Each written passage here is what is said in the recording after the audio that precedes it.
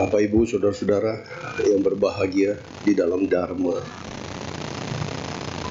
terimalah salam dalam Dharma, Namo Buddhaya. Senang sekali kembali saya bisa bersama-sama dengan Bapak Ibu Saudara sekalian menjalankan puja bakti di Wihara Plit Dharma Suka ini. Walaupun banyak kursi kosong, nggak seperti biasanya full, karena situasi ya, kondisi saat ini sedang tidak baik-baik saja. Sekarang bulan 7 Bapak Ibu, bulan 7 Imlek, bulan 7 penanggalan bulan atau bulan 7 penanggalan Candra Sangkala. Dan bagi kita masyarakat Tionghoa memang sangat meyakini dan sudah menjadi pemahaman tradisi yang turun-temurun bahwa di setiap bulan 7 itu dikenal sebagai bulan hantu. Dan ini memang benar Bapak Ibu Saudara. Di dalam ajaran agama Buddha pun ada pembenaran tentang hal ini. Secara versi keyakinan Taoisme juga mengenal keyakinan ini, bahwa terhitung Cit Gue Ceit tanggal 1 bulan 7 Imlek sampai dengan nanti Cit Gue Sacap tanggal 30 bulan 7, itu memang para makhluk yang ada di alam-alam menderita, para makhluk yang ada di alam setan-setan gentayangan, hantu gentayangan, peta, ya, hantu-hantu kelaparan, dikasih kebebasan sebulan untuk berkelana di alam manusia kita ini. Sehingga fenomena yang terjadi karena makhluk-makhluk dari alam imkan, ya, makhluk-makhluk dari alam akhirat itu adalah makhluk-makhluk yin, makhluk-makhluk yang secara kedudukan yin yang dia mencerminkan kedudukan yin. Sementara kita yang hidup ini mencerminkan kedudukan yang, yin yang. Nah, yang namanya yin itu energi negatif, dingin, gelap. Kalau yang itu hangat, terang, energi positif. Jadi fenomena yang memang bisa terjadi di setiap bulan 7, energi yang ada di sekitar kita akan banyak dipenuhi oleh energi-energi negatif, yang membuat banyak orang juga gampang kena pengaruh negatif. Gampang marah, gampang emosi, gampang ngamuk, gampang juga melakukan tindakan-tindakan anarkis, bahkan bisa melakukan tindakan-tindakan yang tanda petik tidak manusiawi. Karena pengaruh dari energi yang sedang kuat ya ada di alam kita di bulan 7, karena terlalu banyak makhluk-makhluk dari alam imkan yang memang dilepas berkeliaran di sekitar kita. Karena itu Indonesia sepanjang pengetahuan saya ada demo-demo besar yang diadakan di bulan 7 baru tahun ini. Biasanya demo tuh kalau May Day ya, hari buruh itu bulan Mei.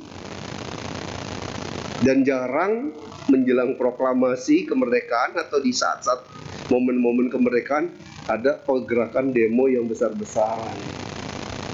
Dan sekarang sedang terjadi, makanya kondisi kita memang sedang tidak baik-baik saja.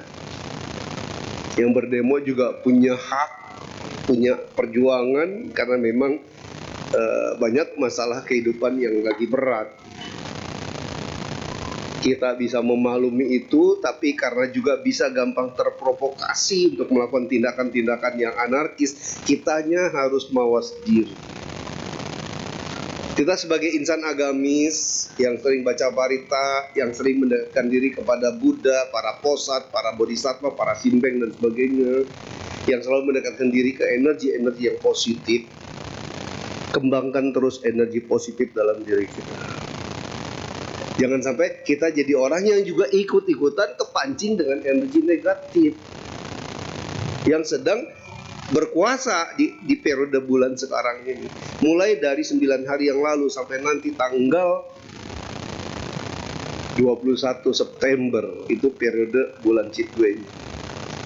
Jadi masih panjang sampai tanggal 21. Kita harus hati-hati Bapak Ibu. Mawas diri, jangan ngumbar emosi, jangan mengumbar arogansi, jangan berbicara kasar, jangan mentang-mentang punya power, punya kekuatan, kita melakukan tindakan konyol di jalan. Bawa mobil, bawa kendaraan pun hati-hati. Jalan macet, ada yang mau masuk, kasih liwat, jangan pet-petan sengaja. Enak aja lo mau nyodok, nggak boleh, di belakang sana. Mengalah, low profile, dan selalu biasakan keluar mulut kita ini mengucapkan kata maaf, sorry. Karena dengan kita menggunakan kata maaf, kita menggunakan kata sorry, itu bisa membuat orang yang marah pun menjadi lunak hatinya. Jangan kita ikut memperkeruh suasana dengan tindakan perbuatan kita yang juga bisa memancing emosi orang lain.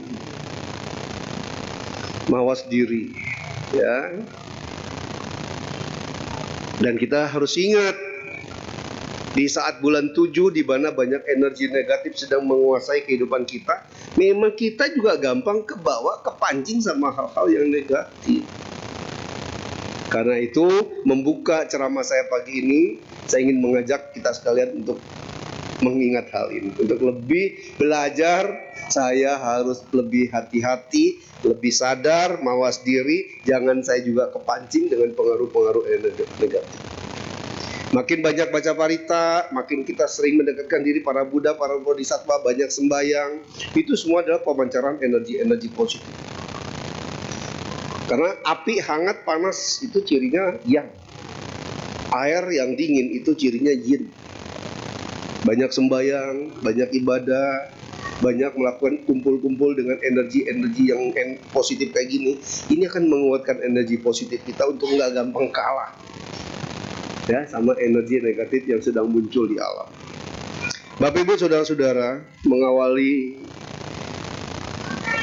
bimbingan Dharma pada hari ini, saya juga akan mengambil topik, ya,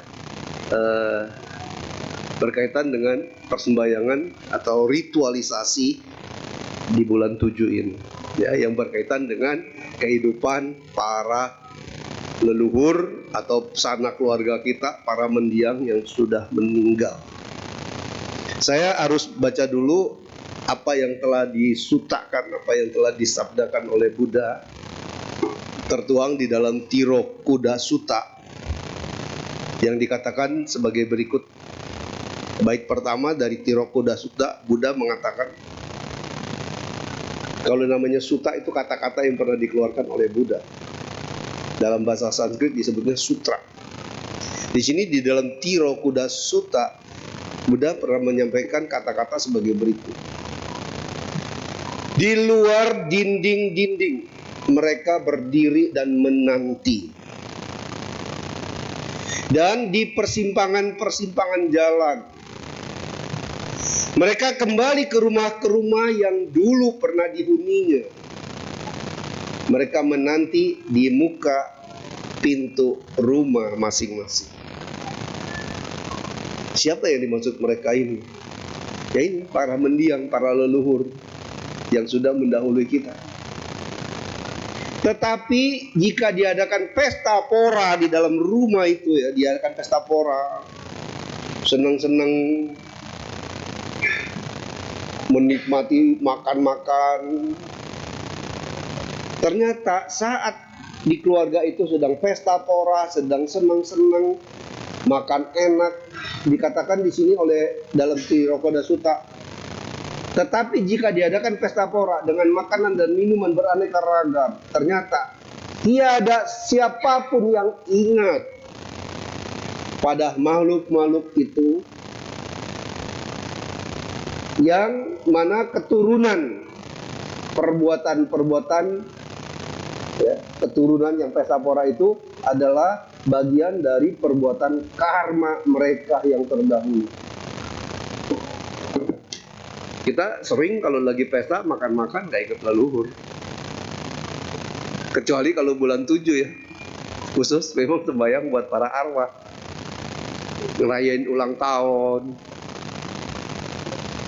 Ya, merayakan kegiatan-kegiatan reuni, syukuran, segala macam. Kadang kita lupa bahwa ada leluhur kita yang menanti ingin mendapatkan limpahan berkah kasih sayang kita. Bapak Ibu, apakah leluhur kita yang sudah meninggal semuanya berada di alam yang bagus? Apakah para leluhur kita yang sudah meninggal semuanya berada di alam yang bahagia? Itu doa kita. Itu selalu harapan kita. Makanya kita selalu berdoa setiap ada yang meninggal turut berduka cita, semoga terlahir di alam bahagia. Tapi apakah dengan doa seperti ucapan-ucapan seperti itu, ini menggaransi bahwa para leluhur kita ada di alam bahagia? Nggak ada yang tahu Bapak Ibu. Kecuali yang sudah mencapai idi, mencapai tingkat kebatinan yang tinggi, seperti yang Arya Mahamogalana, yang bisa tahu ibunya terlahir di alam apa. Kita sebagai manusia yang belum mempunyai kekuatan idi, kekuatan batin untuk menembus ke alam imkan, kita nggak tahu. Belum lama, beberapa hari yang lalu, ada klien saya yang biasa datang konsultasi pace ke saya, bertanya, Romo, ini sekarang bulan 7. Saya lupa yang disebut mama apa papanya. Kira-kira 1 tahun lalu, saya lupa tadi papa apa mama, meninggal dunia. Bisa nggak Romo teropong? Dianggap saya punya teleskop gitu ya.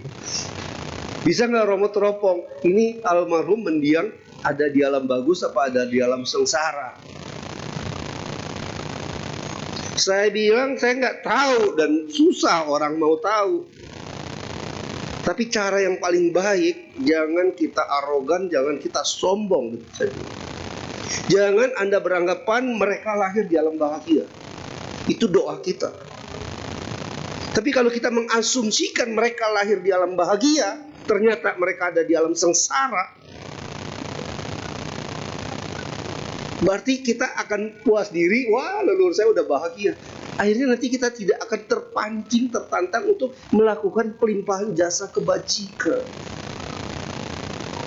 Saya bilang, anggap saja mendiang kamu itu lahir di alam sengsara. Karena ini cara yang paling baik. Supaya apa? Karena kita tahu leluhur kita belum berbahagia, berbuat baiklah sebanyak mungkin, salurkan. Dedikasikan perbuatan baik Anda atas nama mendiang. Supaya dia bisa menikmati kebahagiaan dari kebaikan yang kita berikan.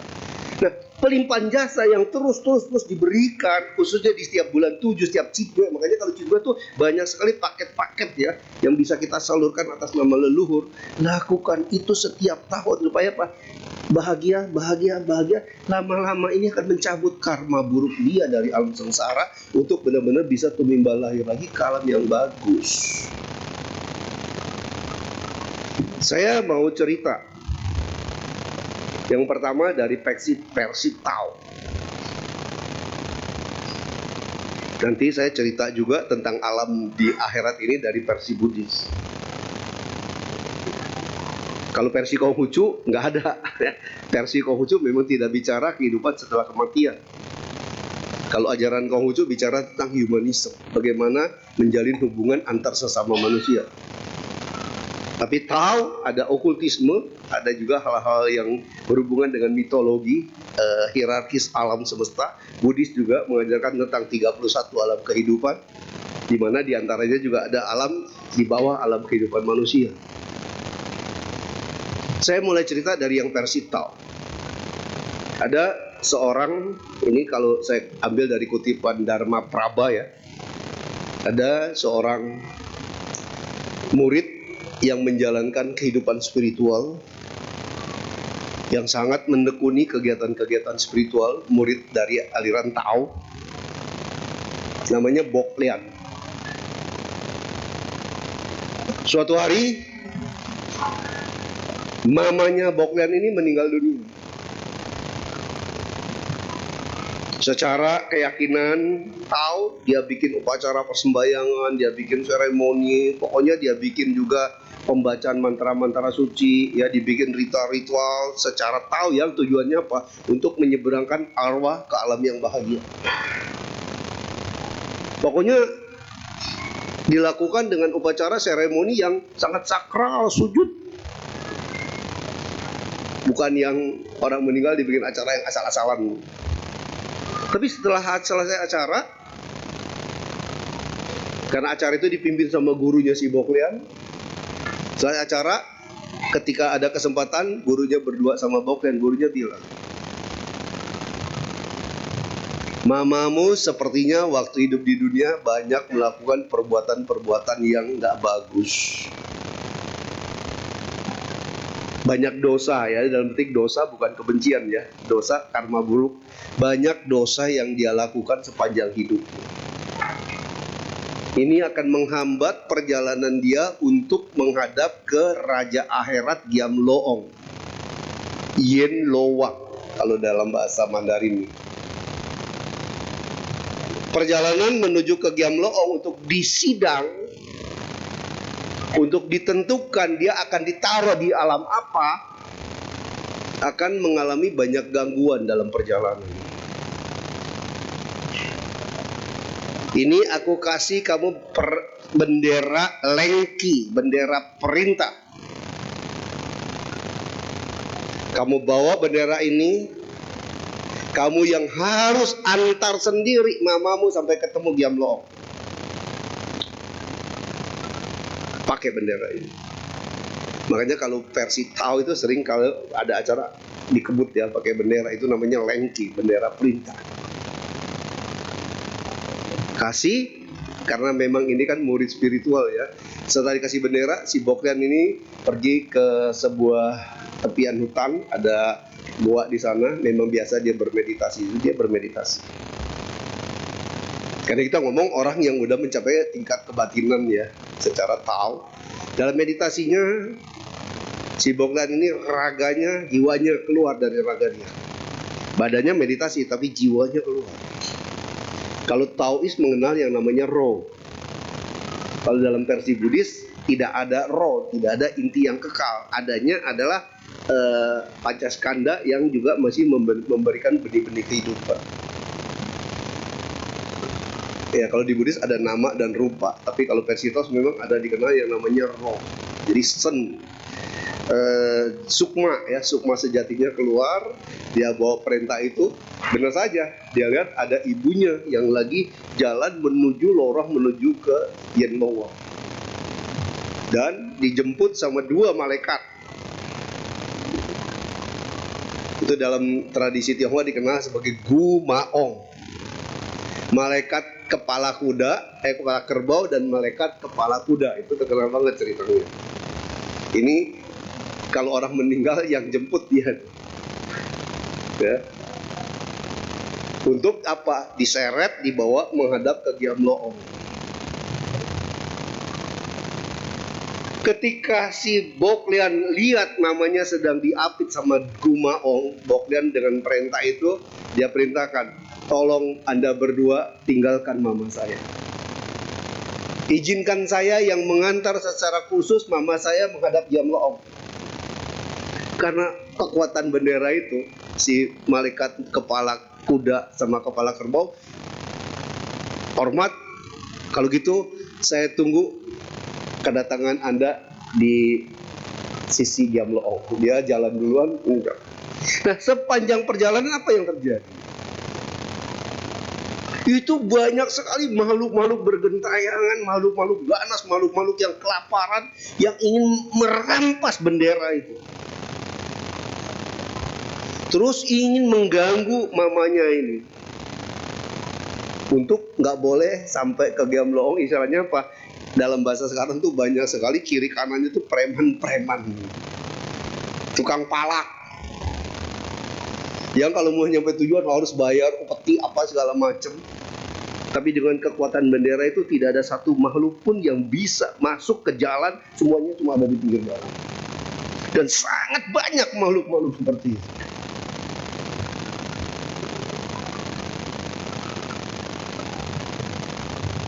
Kenapa banyak makhluk seperti ini? Itu dikatakan sebagai makhluk-makhluk gentayangan, makhluk-makhluk peta, makhluk-makhluk kelaparan, makhluk-makhluk yang jadi hantu gentayangan. Dia tumimbal akhir, tapi tumimbal jadi makhluk seperti itu. Dan itu banyak sekali. Maaf ngomong ya, bukan mendoakan, bukan juga kita berharap. Bisa jadi diantara makhluk-makhluk itu adalah leluhur kita. Karena kita nggak tahu mereka lahir di mana.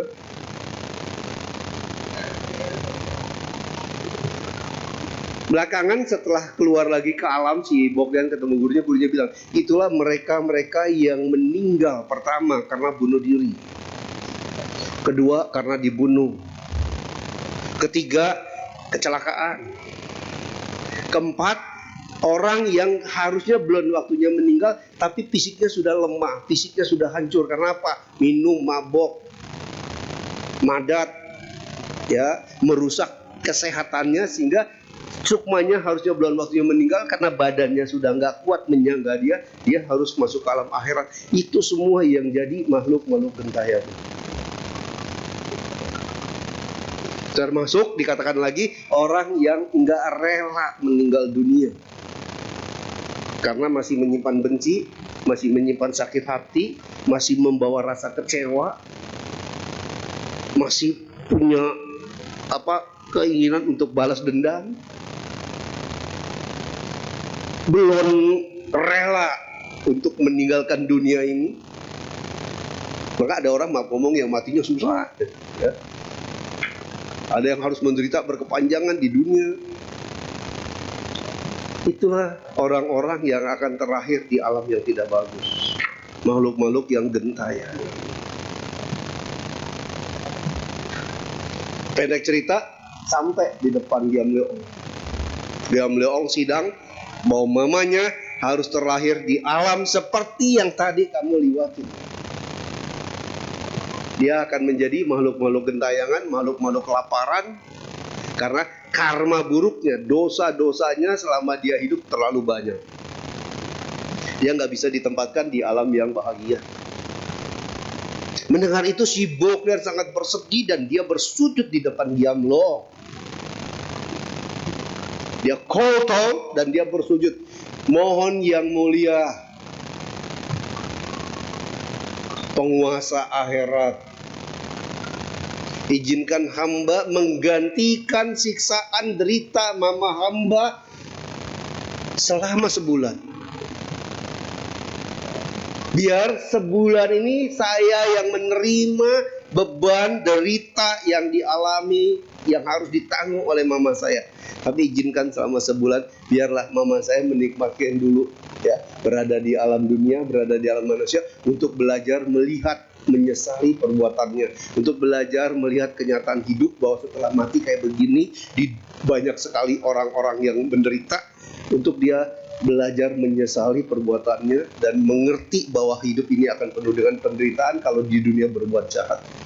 Biarlah dia membaur lagi dengan manusia untuk mengembangkan kesadaran bahwa dia pernah melakukan kesalahan.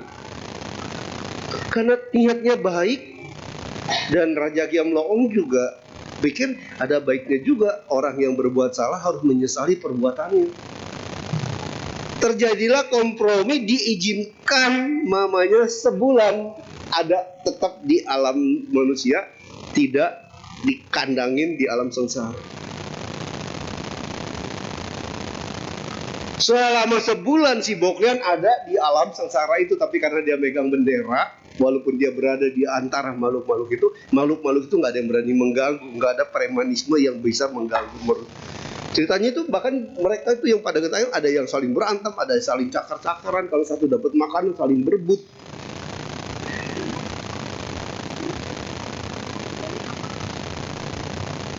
Lalu ketika mamanya dilepas sebulan, Raja Giamloong dapat masukan juga dari penasehat Paduka. Ini atas pemikiran Boklian bahwa para makhluk menderita ini bisa semacam dikasih pengampunan buat sebulan, buat dia menyesali bahwa hidupnya menderita, biar dia berada di dalam manusia, menyesali kehidupan selama di alam manusia. Ada baiknya juga makhluk-makhluk yang lain kita kasih bebas ini selama sebulan. Giamloong setuju ceritanya. Makanya begitu bulan 7, semua makhluk yang tadi di pinggir jalan pada Gentayangan itu dibebas. Jadi gak heran nih kalau setiap bulan 7 banyak binatang mati, ayam mati, ya, ikan-ikan di akuarium yang kita rawat, kita pelihara juga bisa nggak hujan kali atau mati. Dan maaf tanda petik lagi, banyak orang kesurupan. Itu cerita dari versi Taois bahwa di bulan 7 makhluk-makhluk yang menderita ini dilepas sepanjang sebulan. Baru nanti Citgwe Sacap ada, itu raja setan yang namanya Chongqui, tangkep-tangkepin lagi, mereka ditaruh. Sekarang saya masuk ke versi Buddhis. Versi Buddhis yang paling terkenal adalah kisah Mahamoggallana, yang Arya Mahamoggallana itu murid Buddha yang memiliki kesaktian paling sakti. Dia punya kekuatan ini, bisa melihat kemana aja. Akhirnya suatu hati pada saat masa wasa, ya, masa wasanya para biksu zaman Buddha tuh dari bulan April sampai bulan 6 Chandra Sangka, sampai bulan 7 tanggal 15 Chandra Senggala, itu yang kita kenal dengan Citgwe Capgo. Jadi sampai Citgwe Capsi mereka melakukan wasa. Dari Citgwe Capgo sampai Citgwe Capsi melakukan wasa. Dari bulan Mei ya, bulan April. Jadi dari Sacap ya, Sagwe Capgo sampai Citgwe Capsi itu banyak para biku zaman Buddha dulu melakukan masa wasa ya, taruh tinggal di wihara di hutan, nggak pindah patah. Nah, Mahamoggallana suatu hari di saat masa wasanya itu dengan kekuatan batinnya tiba-tiba dia tergerak ingin tahu mamanya, ibunya terlahir di alam mana. Ini seorang Mahamoggallana loh, yang Arya Mahamoggallana, arahat, orang suci, yang pasti sudah berbuat baik begitu banyak, yang pasti kemuliaan, keluhuran, tingkat kesucian batinnya udah begitu tinggi. Ternyata ketika dia meditasi, lihat mamanya ada di alam Petra, mamanya ada di dalam setan Gentayangan yang kelaparan. Kalau orang suci aja ibunya bisa terlahir di alam kayak gitu, jangan pikir kita loh. Bisa saja orang tua kita juga ada di alam itu, kita nggak tahu. Makanya tadi di dalam Tirakuda Sutta dikatakan, kita kadang-kadang pesta-pesta itu udah pada nunggu di depan pintu kalau bulan 7. Kita sering nggak ingat. Makanya masih berbahagialah kita nih ngomong komunitas Tionghoa yang masih pai sembahyang bulan 7. Paling nggak masih ingat ya, untuk memberikan persembahan buat para leluhur.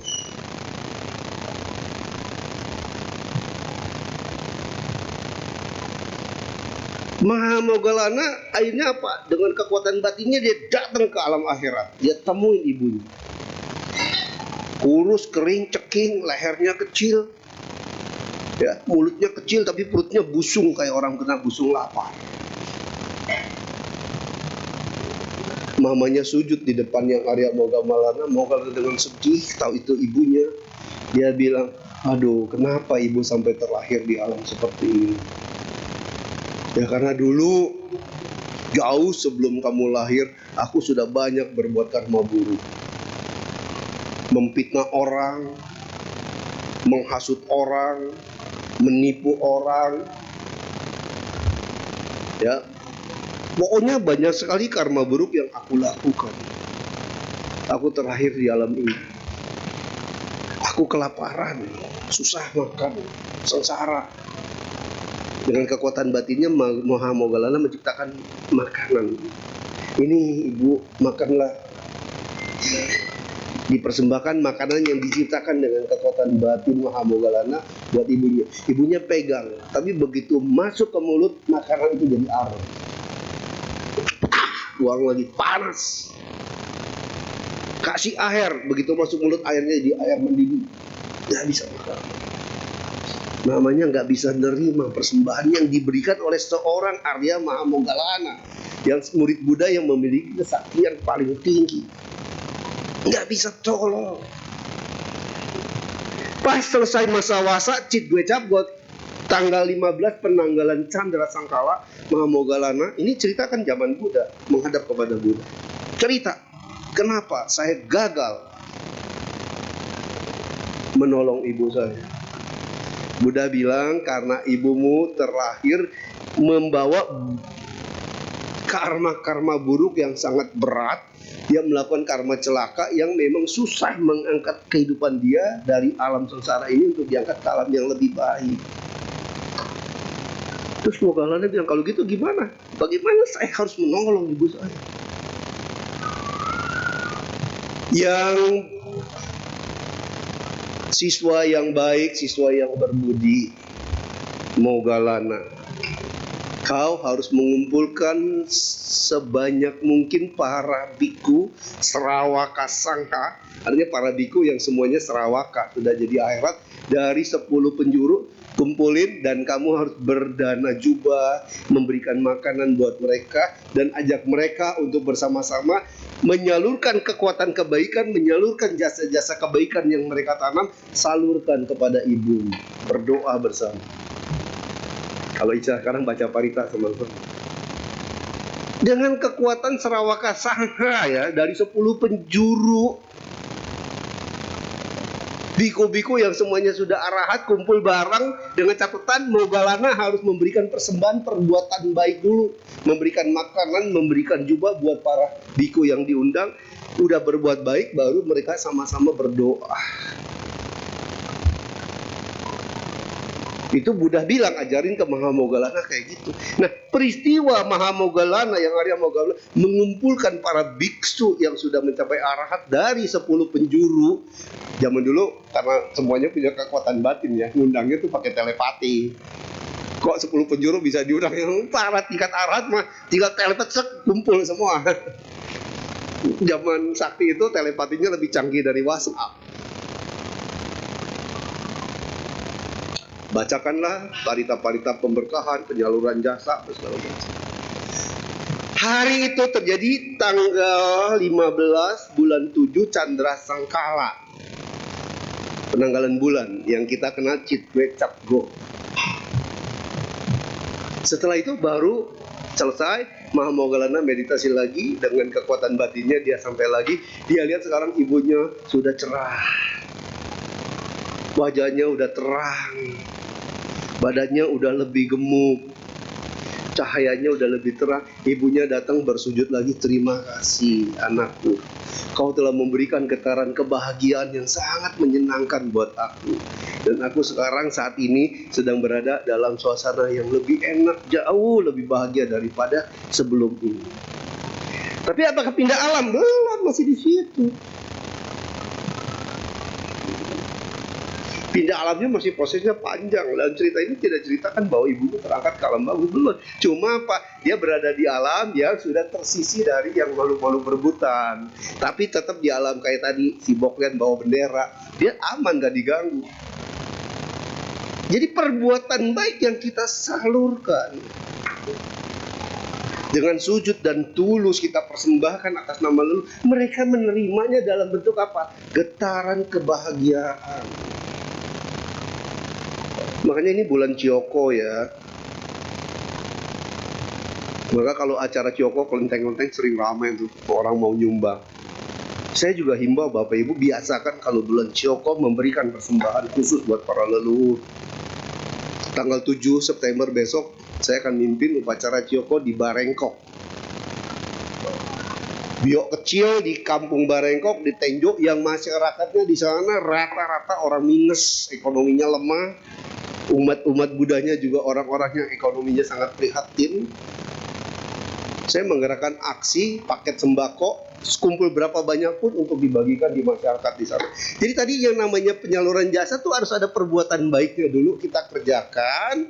Nah, perbuatan baik ini kemudian kita konsentrasikan, kita salurkan buat para leluhur. Satu paket, satu nama. Kalau satu paket buat geroyokan, satu paket kasih buat nama 5 leluhur, leluhurnya juga berebutan satu paket ini. Nah, ambil momen ini Bapak Ibu. Kenapa? Karena kita nggak tahu leluhur kita ada di alam mana. Cara yang paling gampang adalah anggap aja dia berada di alam yang nggak bagus sehingga tertolong.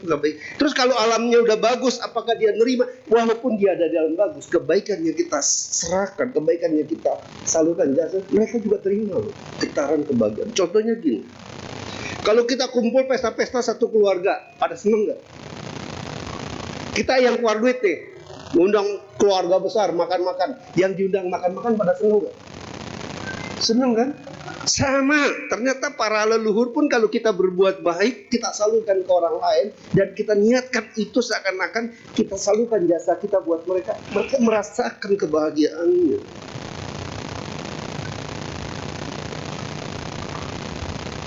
Yang kedua, versi Buddhis, cerita Raja Bimbisara. Suatu ketika Raja Bimbisara mengundang Buddha dengan para murid-muridnya. Kan raja dia, dijamu di istana dengan pesta-pesta pora yang sangat, ya pokoknya jamuan kerajaan. Ya, setelah selesai perjamuan, Raja Bimbisara sangat senang. Karena apa? Dia bisa melakukan sebuah kebaikan yang luar biasa, menjamu Buddha dengan para murid-muridnya. Karena waktu itu Buddha sedang ada di Weluwana Arama, di kerajaannya Kosala, kerajaannya Raja Bimbisara. Kalau kita ke India itu ada tuh Weluwana Arama, wihara hutan bambu. Ya agak jauh dari Jetawana Arama. Siangnya pesta-pesta ngundang Buddha dengan para murid. Raja Bimbisara begitu senang, begitu gembira, bisa memberikan kebaikan yang luar biasa. Malamnya dia bermimpi. Raja Bimbisara bermimpi.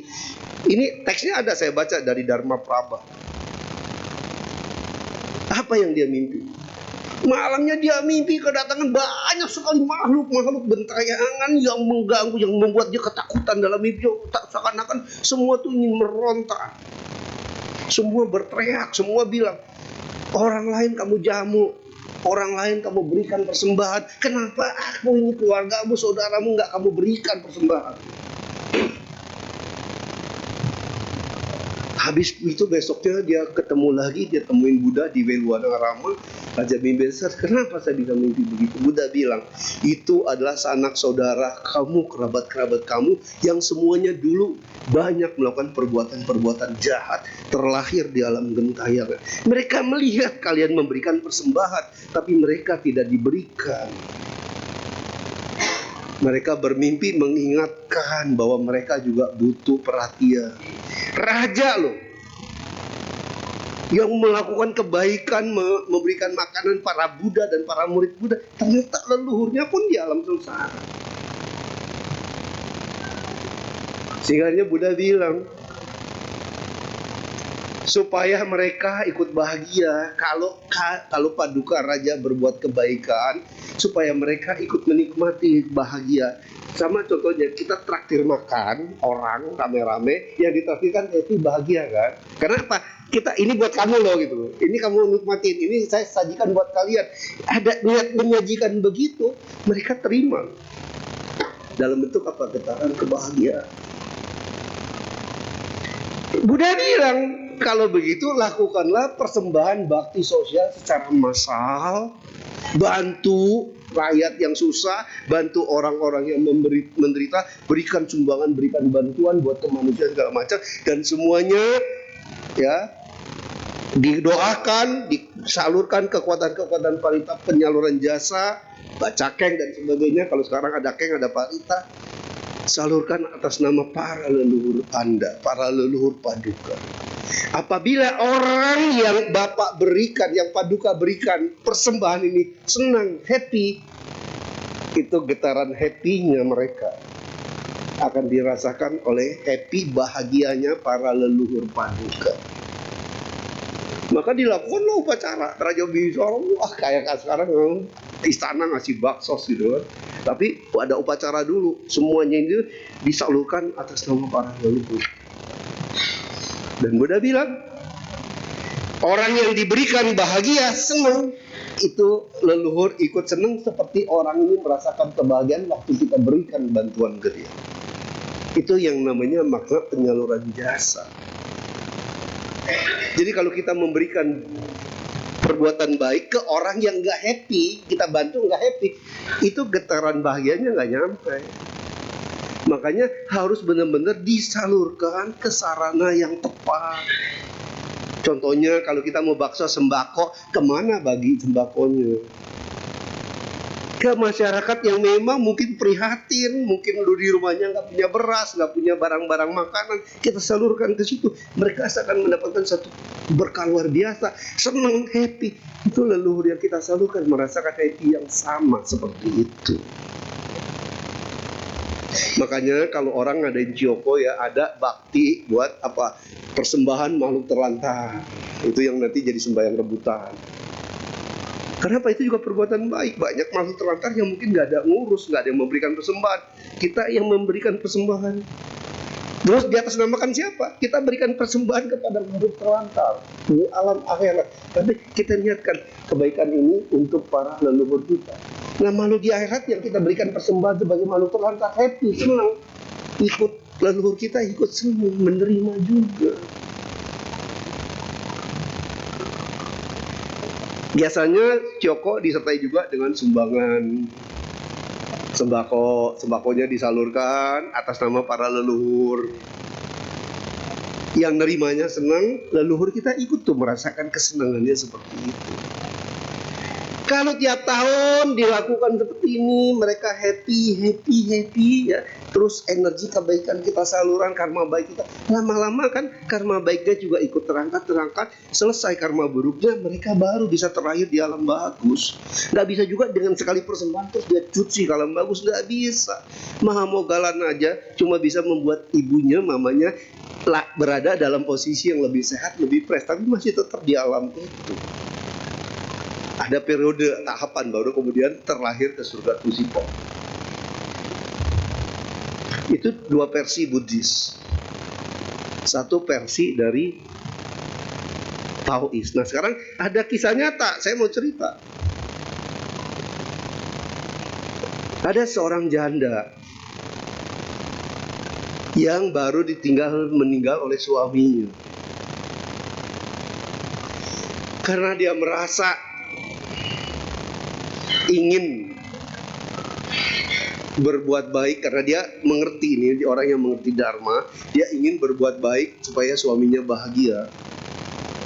Jadi waktu di bulan 7 dia beli kain, zaman dulu masih ada misalnya kain ya, buat dijahit. Karena juga orang kaya, dia cuma mampu nyumbang satu perangkat kain begitu. Dia berdoa, secara khusus ada ritual bahwa kain ini akan disumbangkan tapi atas nama suami. Diberikanlah kain ini kepada warga di dekat kampung dia, diberikan karena dia tahu orang itu nggak punya pakaian, pakaiannya lusuh, hidupnya susah, maksudnya diberikan kain minimal bisa buat selimut atau minimal kalau dia punya duit bisa buat dia jahit. Diberikan kain itu. Malamnya si janda ini mimpi kedatangan suaminya. Suaminya bilang, terima kasih ya, kamu sudah memberikan sesuatu yang membuat aku bahagia. Kenapa? Orang yang diberi kain itu seneng banget karena dikasih kain, karena memang dia nggak punya baju buat orang miskin lah, dikasih kain kan seneng. Yang dikasih kain seneng, malamnya suaminya mimpi, dia mimpi kedatangan suaminya. Terima kasih ya istriku, kamu sudah membuat kamu kemarin merasa bahagia, senang sekali. persembahanmu berupa kain sudah aku terima. Tapi sayang, kain yang kamu berikan sempit, kekecilan. Besoknya dia bangun, tetangganya datang. Bu, terima kasih kainnya, tapi setelah saya jajal, kainnya kurang, Bu. Nggak muat kalau saya mau bikin jahit. Buru-buru dia beli lagi ke pasar, dia bikin upacara lagi, dia tambah kainnya. Besoknya ngimpi lagi. Ya, sekarang kayaknya udah cukup, aku senang, aku bahagia. Jadi memberikan sesuatu, orang itu bahagia, senang atas nama leluhur. Leluhur kita merasakan kebahagiaan seperti yang dirasakan orang ini. Ini yang dibilang namanya pelimpahan jasa. Tapi bagaimana bahwa pemberian kita nyampe, getarannya dirasakan? Ya tentunya ada ritual, ya kan? Tentunya ada seremoni, tentunya ada tata cara. Ya itulah peran para biku, anggota sangha, termasuk para pandita. Kalau di Tridharma kita pakai tim pandita buat menyalurkan energi seperti ini. Ya, kalau parita di Ciyoko, kalau Tridharma baca Keng kalau Ciyoko tuh bisa sampai 3 jam itu. Karena apa? Nama-namanya yang disalurkan itu kalau ada 100 nama satu-satu dibacain. Kalau sampai 1000 nama kita bacain terus dengan Keng pelimpahan jasa, satu-satu dibacain, itu bisa 3 jam baru selesai.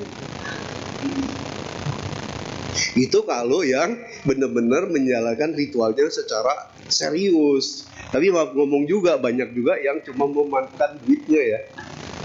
Umat dana buat leluhur, memanfaatkan duitnya, tapi ritualnya maaf ngomong bisa saja salah-salah duit. Ya tentu saja itu karma yang gak bagus. Tapi bukan berarti saya menuduh bahwa banyak orang bikin kayak gitu. Tapi kan bisa juga ada yang cuma cari dana, dapat duit, tapi ritual sembahyangnya salah-salah, kan bisa aja. Terus saya coba cerita lagi Bapak Ibu. Ini OO saya. Artinya apa? Cici dari papa saya. Dia ini orang gak beragama. Selama hidupnya tuh nggak pernah datang ke wihara, nggak pernah datang ke gereja, nggak pernah datang ke kelenteng, pokoknya nggak ada urusan ritual, dia nggak ada. Dan karena tinggal ya sama anaknya yang maaf ngomong juga bukan tradisi sembahyang, waktu hidupnya dia sakit-sakitan, banyak penyakitnya, jadi tiap hari tuh makan obat bisa sampai 10. Suatu hari meninggal. Orang berasumsi dia meninggal karena memang udah sepuh ya. Tapi waktu meninggal nggak bilang tua juga, umurnya baru 60-an. Tapi yang ketahuan setelah meninggal itu semua sisa obat dia habis. Yang seharusnya masih ada buat seminggu habis. Rupanya dia, logika saya, itu obatnya dia makan, bunuh diri. Karena apa? Hidupnya tuh udah menderita ya, karena sakit-sakitan, terus anaknya juga nggak punya penghasilan, hidup susah lah.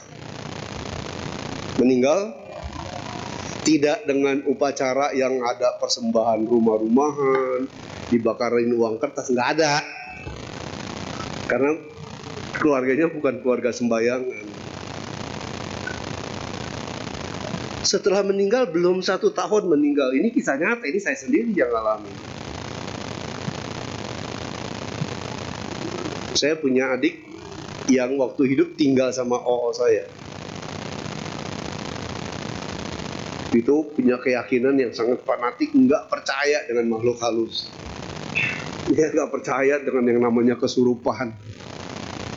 Ya, nggak percayalah yang kayak gitu. Seumur-umur ini adik saya ini, yang keyakinannya memang beda sama saya. Nggak pernah kesurupan. Tapi sebelum 1 tahun saya meninggal, dia ini seminggu 3 kali kesurupan. Dia nggak percaya loh bahwa ada makhluk kayak beginian. Setiap kali kesurupan nangis, sedih. Diajak ngomong nggak mau nyaut, nggak mau ngomong, cuma nangis. Suatu hari dia datang ke rumah saya. Jadi sebelah saya rumah adik saya yang bungsu, ini rumah saya. Dia datang ke rumah adik saya yang bungsu, bersebelahan rumahnya.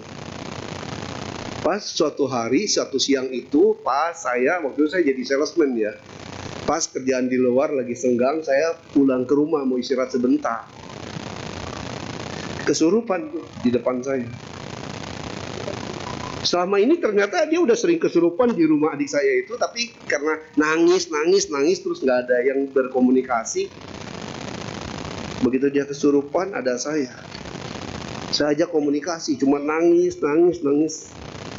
Saya coba doa dengan kekuatan khusus, ya, dengan saluran energi cinta kasih saya coba doa. Karena saya tahu ini orang sendiri, getarannya beda. Kalau makhluk orang luar sama orang sendiri beda. Kalau menderita, kalau ada kesusahan, kalau ada sesuatu yang mau disampaikan, ngomong aja. Ini ada Owe, ngomong sama Owe, cerita. Baru cerita. Oh saya. Suaranya jelas, ngomongnya jelas. Waktu dia hidup kan kita sering ketemu, percis suara dia. Terus yang lain pada nyaksiin, semua tahu itu saya. Jadi ini bukan cerita orang lain. Nangis terus saya bilang, kenapa nangis, kenapa sedih? Gua kedinginan, gua nggak punya rumah, gua nggak ada yang kasih makan.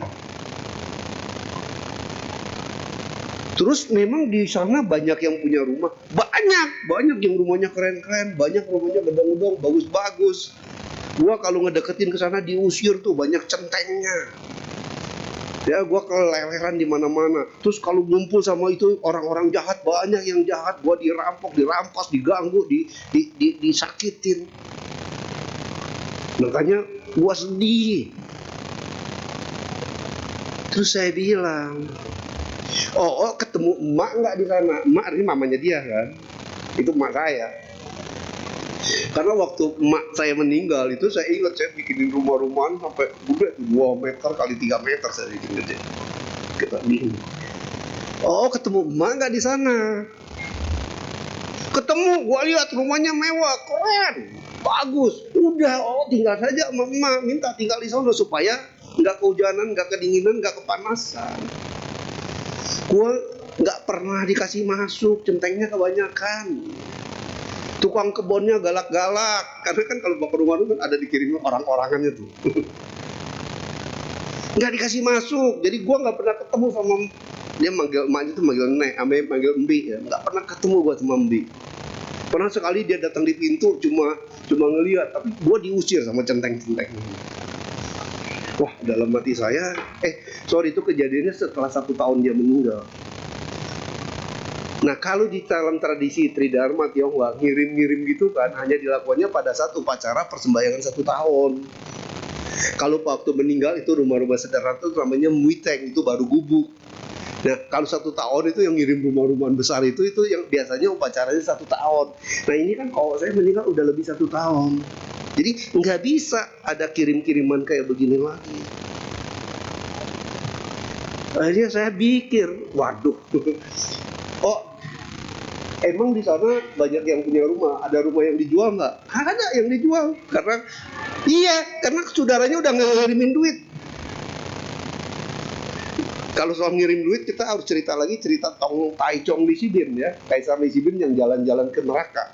Tong Taichung Tanau Tianong itu jalan-jalan ke neraka. Itu ada cerita lagi. Ya, bagaimana tukang tahu kerjanya tiap hari bakar kertas ya. Di sana dia punya 2 gudang emas, gudang perak yang banyak banget di akhirat. Kagak ada yang pakai. Kenapa? Dia cuma bakar kertas tapi nggak dibilang buat siapa ditaruh di gudang. Itu Kaisar Li Sibin punya pengalaman kayak gitu. Itu ceritanya lain. Ini kembali ke CEO. Kalau banyak yang jual, beli aja. Beli dari mana lu ngomong? Gua kagak dikasih duit, nggak ada yang ngirim gua duit. Wah, ini benar-benar loh komunikasi. Jadi saya sadar, kalau Owe kirimin duit banyak, bisa beli nggak? Kalau gua punya duit besar. Karena udah lewat 1 tahun, kan saya nggak bisa kirim rumah-rumah. Akhirnya apa? Saya bikin upacara loh, khusus saya bikin sembahyang. Saya beli tuh uang kertas gincu tuh banyak, saya udah gak pakai gulung lagi, dia kan digulung. Langsung saya bikin sembahyang khusus, itu saya bakarin uang kertas gincu tuh berapa, 3 ikat atau berapa. Saya bakarin semua sambil saya bilang, ini buat Oya, ini buat Oya, pakai, nikmatin. Apa yang Om mau beli, beli. Habis saya sembahyang kayak gitu sampai sekarang adik saya nggak pernah kesurupan. Sampai sekarang udah punya cucu, umurnya cuma beda setahun sama saya, nggak pernah kesurupan. Orang yang nggak percaya ada dunia kesurupan, kesurupan terus seminggu 3 kali, kesurupan roh yang sama. Setelah upacara itu dibikin nggak pernah kesurupan. Swear nih saya ngomong di belakang Buddha, di depan Buddha. Terus timbul pertanyaannya apa itu? Nah ini yang saya bilang, alam itu memang ada. Bahwa leluhur kita bisa terlahir di alam yang gak happy, ada.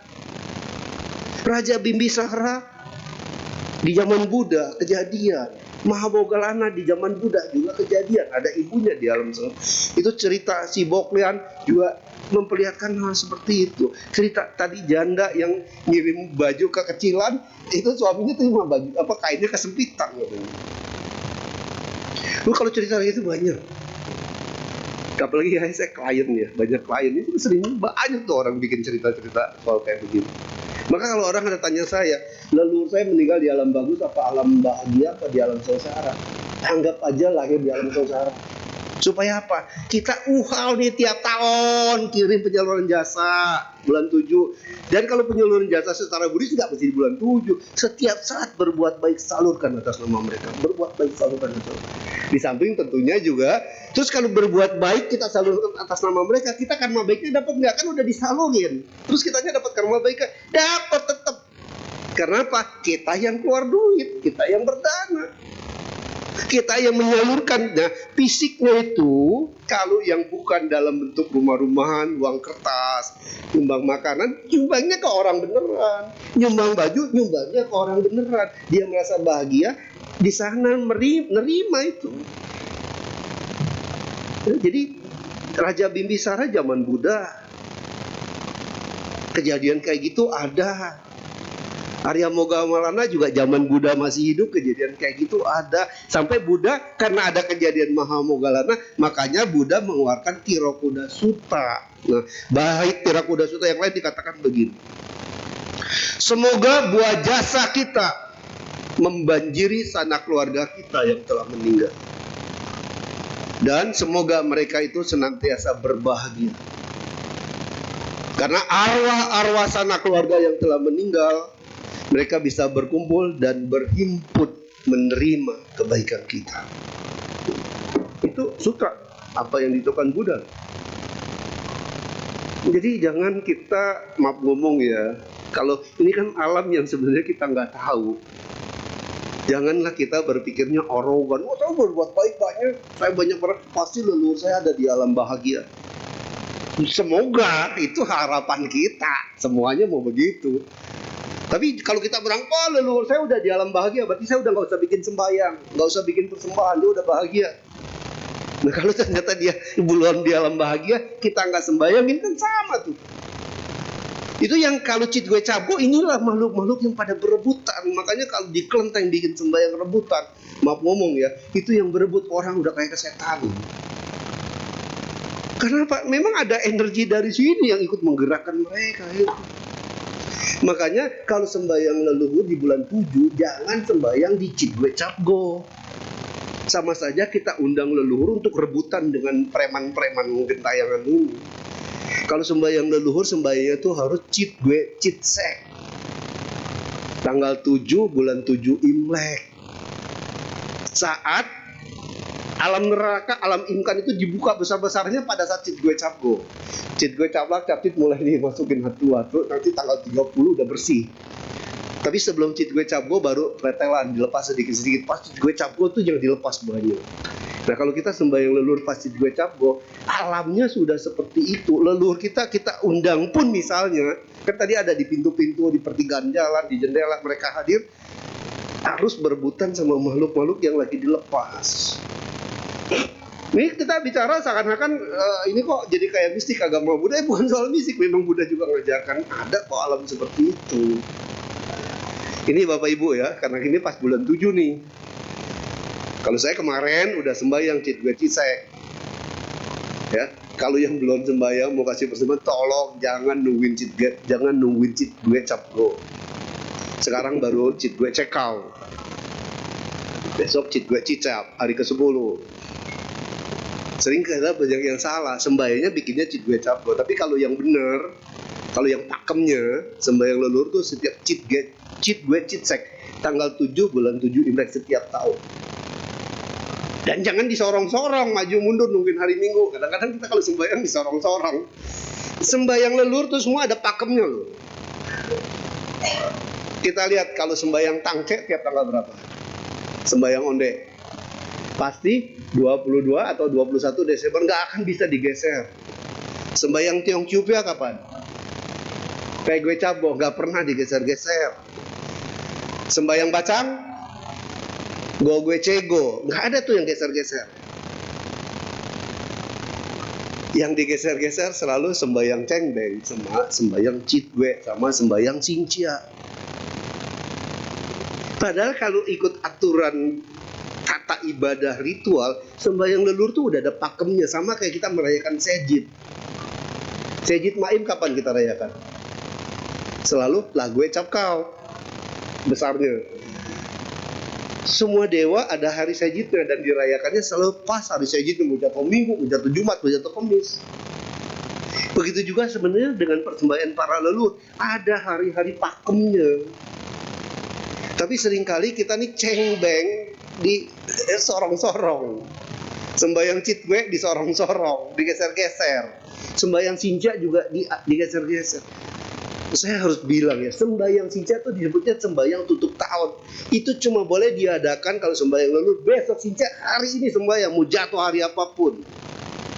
Apakah itu hari Rebo, hari Kamis, kadang-kadang wah sembahyang Sinja dimajuin nih hari Minggu, padahal masih 5 hari Sinjanya. Udah sembahyang, belum sembahyang tutup tahun namanya. Besok hari Rebo, sembahyang hari Selasa, nggak pada kumpul, pada kerja. Kalau giliran tur lu bisa ngambil cuti kerja. Giliran sembahyang leluhur, kenapa nggak bisa ngambil cuti buat sehari? Terus kalau sembahyang Cit Gue juga kadang-kadang disorong-sorong, diatur ke hari Minggu. Alasannya apa? Kerja. Cengbeng ya, ini juga saya harus kasih tahu. Cengbeng ke kuburan itu tecua. Mendidih kertas kuning pakai batu, namanya tecua. Pertanda bahwa keluarga makam ini sudah ada yang datang, sudah ada yang urus, dibersihin, dirapihin, rumput dibersihin, makamnya dibersihin. Kasih tecua. Terus karena di makam kasih penghormatan. Di kuburan itu sembahyangnya sembahyang sederhana sebetulnya. Karena memberi konfirmasi, udah datang, kuburan udah dibersihkan. Tapi sembahyang besarnya kalau yang meninggal sudah lebih dari 3 tahun di rumah. Atau kalau yang ada meja abunya, di meja abunya. Tapi sering sekali sembahyang besarnya di kuburan, dan itu digeser-geser waktunya. Sembahyang cengbeng tuh nggak bisa lari dari tanggal 4 atau tanggal 5 April. Harus di situ. Ke kuburannya yang boleh bebas, karena itu kan bersih-bersih makam. Bisa 2 minggu sebelum tanggal 5 April udah boleh bersih-bersih, kasih kertas kuning, tindih batu, itu tandanya tecua. Artinya apa? Keluarga sudah datang berbakti buat makam ini. Terus kalau sembahyang Cit Gue Citsek tanggal 7 bulan 7. Kalau sembahyang Sinja selalu besok Sinja hari ini. Jadi sama, sembahyang Bacang Go Gue Cego nggak pernah ada yang ganti-ganti. Sembahyang Tangce kalau nggak 22 Desember nggak ada yang ganti-ganti. Ya, sembahyang Tiong Ciupia Pe Gue Cabgo juga nggak ada yang ganti-ganti. Kenapa yang lain bisa nggak diganti-ganti, tapi giliran yang Cioko kok diganti-ganti gitu. Nah ini hal yang tanda petik ya, tradisi yang harus kita luruskan. Karena kebetulan background saya Tridharma ya. Kalau Tridharma kan memang mendalami juga masalah-masalah tradisi budaya Tionghoa kayak gini. Jadi ya maaf ngomong lebih ada literaturnya. Jadi demikian Bapak Ibu Saudara ya, berkaitan dengan bulan 7 Imlek. Hati-hati, energi negatif sedang banyak di mana-mana.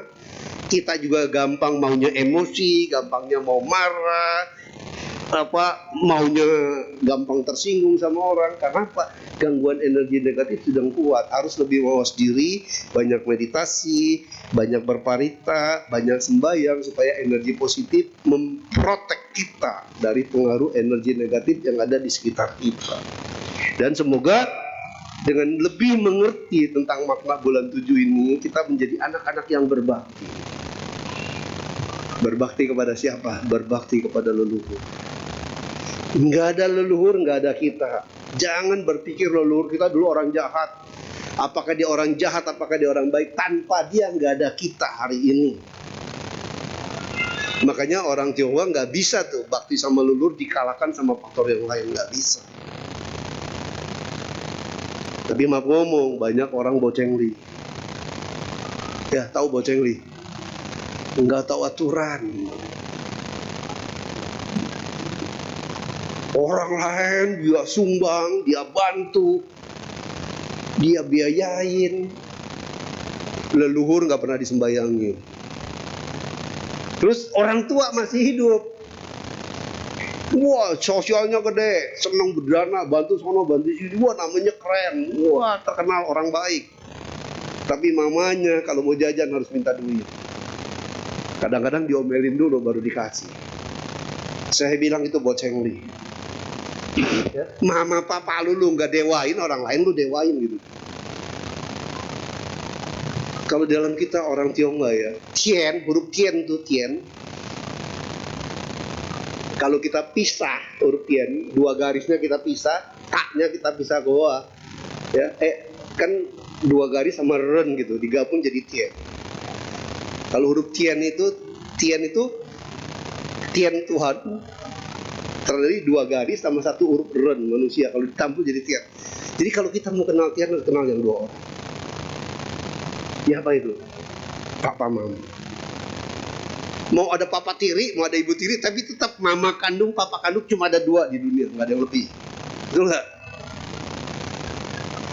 Mau kenal tien harus kenal yang dua orang. Mau bisa diterima kebaikan kita sama tien, harus juga kebaikan kita menyenangkan dua orang tua kita. Apalagi kalau dia masih hidup. Terus kalau huruf tien itu saya pisah lagi. Satu garisnya saya taruh di atas, satu garis sama jennya saya taruh di bawah. Jadi ita, satu yang maha besar. Artinya apa? Kalau kita berbakti sama orang tua, maka kita akan ketemu dengan satu yang sama besar. Apa itu? Begitu digabung satu yang maha besarnya, tien. Artinya memang langit tulisan, tapi artinya apa itu? Tien, maha besar. Dalam bahasa sederhana itulah yang kita sebut Tuhan. Jadi kalau dalam konteks kita nih, orang Tionghoa, kalau kita nggak berbakti sama orang tua, tien tidak berkenan. Dan kalau kita berbuat baik dengan banyak orang, beramal kemana-mana, tapi orang tua kita telantarin, bocengli.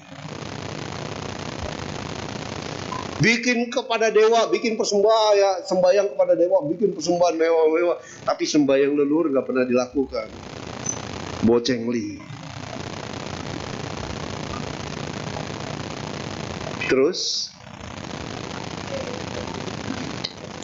katakanlah nggak berbuat baik kemana-mana, tapi juga tidak melakukan memberikan penghormatan kepada leluhur yang mungkin bisa saja ada di alam gak bagus. Artinya apa? Kita juga jadi anak yang nggak tahu balas budi, nggak tahu berbakti. Berbakti paling baik semasa orang tua hidup. Tapi di dalam ajaran Konghucu dikatakan, apabila orang tua sudah meninggal, jangan lupa menyembayanginya. Itu ada di dalam ayat suci, Bapak Ibu. Kalau dalam Buddha, ada di dalam Sigalowada Sutta. Ya, Buddha malah mendorong agar Sigalowada Sutta melakukan apa tradisi yang pernah dilakukan oleh orang tua. Demikian Bapak Ibu, ya, semoga ini memberikan pencerahan. Dan ingat ya, di luaran kita harus low profile, kalem, jangan ngumbar emosi, jangan berkata-kata kasar. Motor nyenggol mobil kita sedikit cincang. Ya, ada orang jalan ugal-ugalan ya. Jangan cari gara-gara di jalan, di tempat umum bahaya ya. Energi negatif lagi banyak orang gampang ngamuk. Apalagi zaman sekarang, maaf ngomong ya, nyenggol Gojek, mobil Anda diparanin ke rumah loh. Kalau zaman sekarang, ya hati-hati, ya cooling down, jaga diri, selalu ramah, senyum, jangan segan mengucapkan kata maaf dan tebar senyum, sabar, banyak mengalah. Terimalah salam dalam Dharma, Namo Buddhaya. Namo Buddhaya. Ya, Bapak Ibu. Sekali lagi dong beri tepuk tangan yang meriah kepada Romo. Semoga kita dapat maknanya dari Cikwe ini ya. Kita lebih dekat lagi dengan leluhur untuk sembahyang ini. Romo, apa bisa kita buka tanya jawab? Boleh. Oke. Kita akan buka sesi tanya jawab, namun karena memang keterbatasan waktu, tanya jawab hanya saya buka untuk satu metode saja, yaitu bertanya langsung ke depan. Bagi yang ingin lebih paham lagi tentang makna Dhammadesana yang akan disampaikan oleh Romo, bisa langsung tanya ke depan. Namun sebelum kita mulai sesi tanya jawab, kita nyanyikan satu buah lagu kembali. Kepada petugas, persilakan.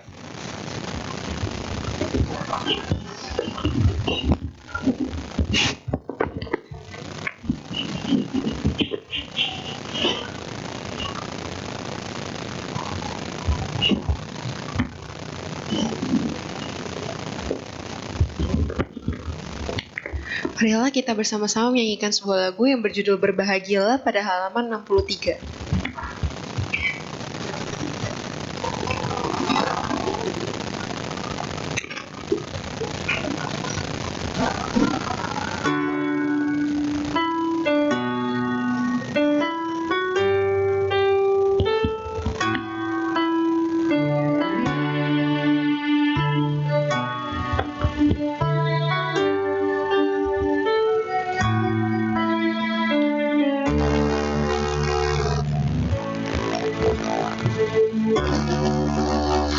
Bahagialah yang hidup tanpa benci, berbahagia yang tiada terikat kemenangan, tiada belenggu dan derita. Berbahagialah terlahir sebagai manusia, berbahagia yang mengerti hukum kesunyataan, tiada lagi roda samsara.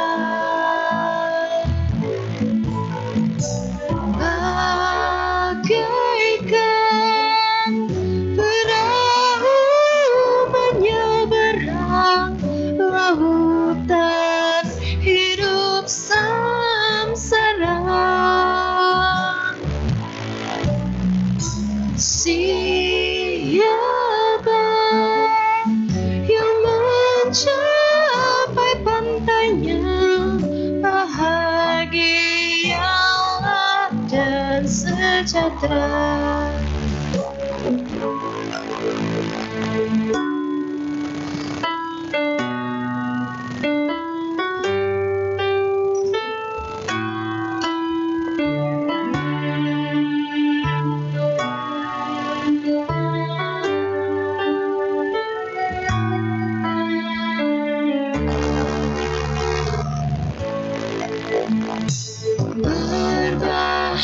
Berbahagialah terlahir sebagai manusia, berbahagia yang mengerti hukum kesunyataan, tiada lagi roda samsara.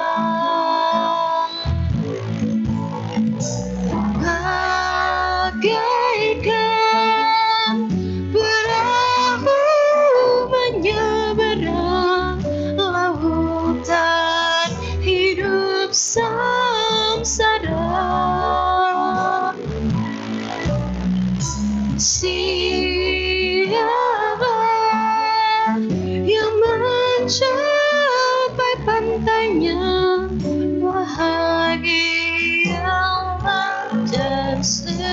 sejahtera.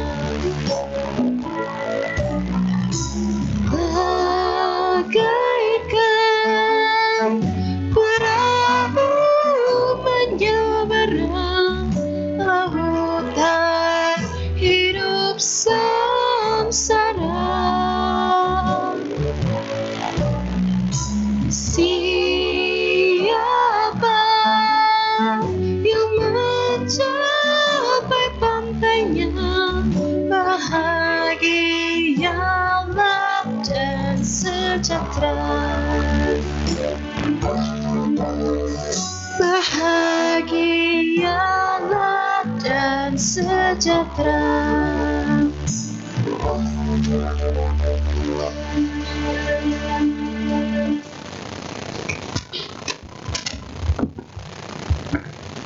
Baik Bapak Ibu, Saudara-saudari sedama, kita buka sesi pertanyaan langsung. Bagi Bapak Ibu yang ingin bertanya bisa langsung maju ke depan. Mohon maaf sekali yang WhatsApp-nya kita arahkan ke pertanyaan langsung karena waktu sudah mepet. Ada Bapak Ibu? Langsung maju saja. Saya ada terima beberapa pesan WhatsApp. Yang di WhatsApp langsung saja maju ke depan kalau mau, biar terjawab pertanyaannya. Ayo. Mungkin grogi, dibacain aja mungkin. Grogi ya, gitu. Oke. Mau nanya tapi grogi kalau sudah ngomong di depan. Oke.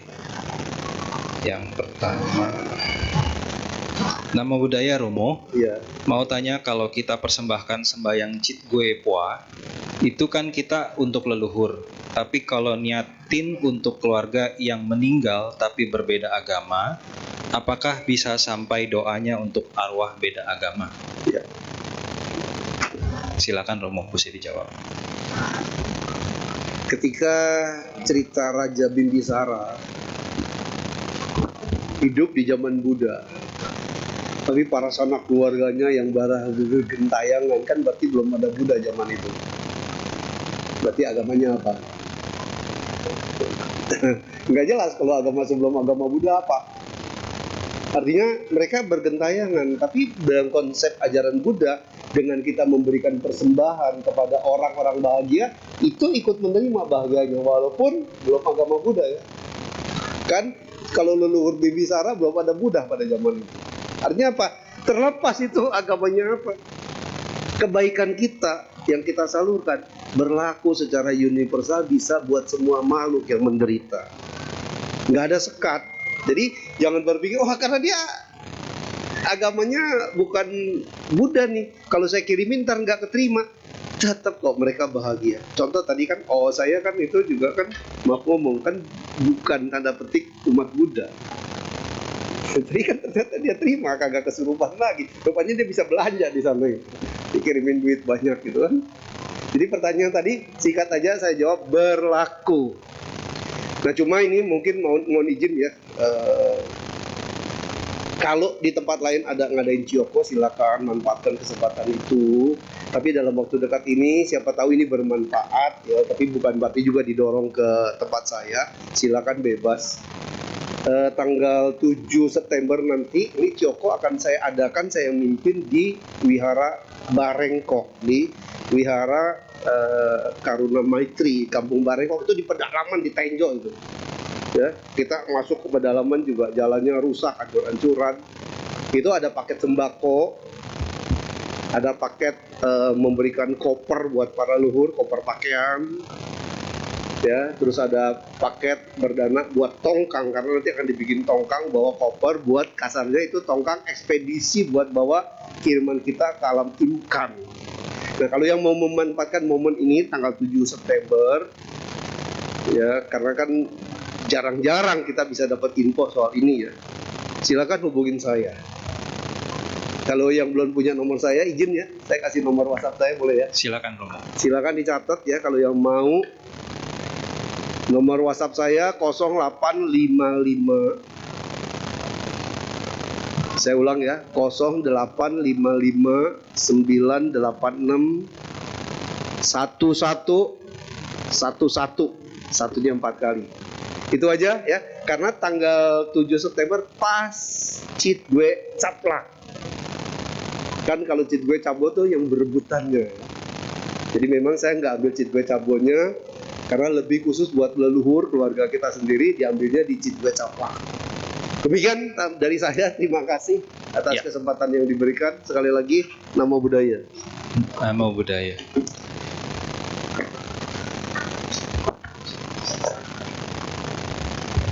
Terima kasih Romo atas Dhamma Desana dan juga sesi tanya jawab yang telah kita lalui berikut ini. Sekali lagi beri tepuk tangan untuk Romo.